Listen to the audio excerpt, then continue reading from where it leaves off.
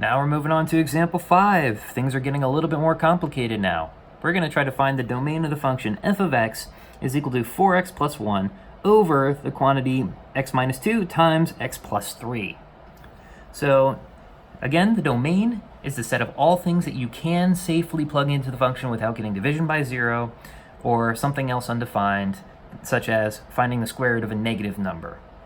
Okay, we have no radicals here, and there is potential for division by 0 because there are variables in the denominator here. Okay, by the way, this 4x plus 1 has nothing to do with the domain because it's not going to cause any breakage. If I can plug anything I want into the top of this, it's not going to cause division by 0. It's not going to cause square roots of negative numbers. So the only thing we have to worry about is the stuff going on in the denominator here. So we're going to use the same trick that we did in the last video, where we set the denominator equal to 0 and see if we can figure out what x values I cannot plug into this function, or figure out the x values that are going to cause the denominator to equal 0. So what does this look like? We're going to set x minus 2 times x plus 3 equal to 0, and see if we can get some information out of this about what x's I can't plug in. All right, so what does this imply?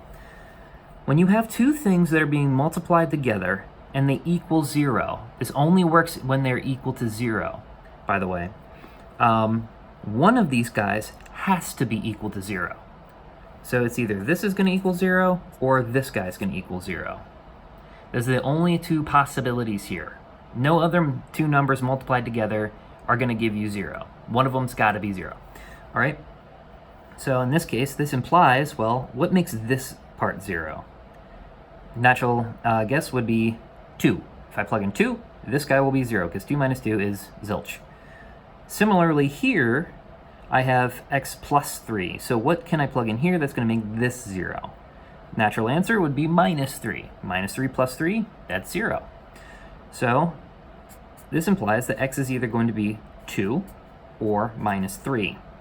So now if I took either one of these guys and plugged it into this, I'm going to get 0 out. And that's exactly what's going to cause a 0 in our denominator here. So things I can't plug in are these guys. Things I can plug in are everything but these guys. So domain of f is precisely equal to everything but these things, which we can write as r minus the problem cases. And yes, you do need to have the brackets around here, otherwise it makes no sense to a mathematician. And how do we write this as an interval notation? So we notice that the first number, if we're reading from left to right on a number line, is minus 3. So we go from minus infinity to minus 3, union from minus 3, picking up where we left off, to 2, stopping at 2, and then picking up at 2, going to infinity.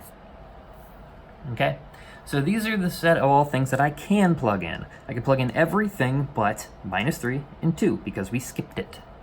Okay, so in this case, we are done with this. This is the domain of the function that I described up here.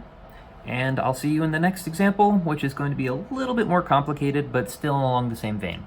So we're done.